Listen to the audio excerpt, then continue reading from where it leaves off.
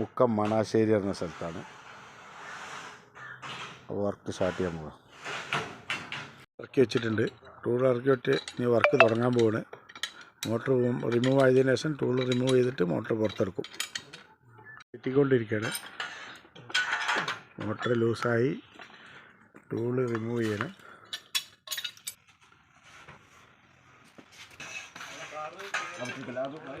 കയറില്ലാത്ത മോട്ടറാണ്. Pipe മാത്രമേ ഉണ്ടായിരുന്നുള്ളൂ. വേറെ ആരോ വന്ന് പൊട്ടിച്ച മോട്ടറാണ്.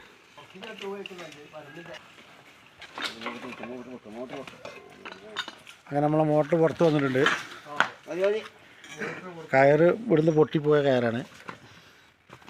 കല്ല് വന്ന് ബ്ലോക്കായ മോട്ടറാണ്.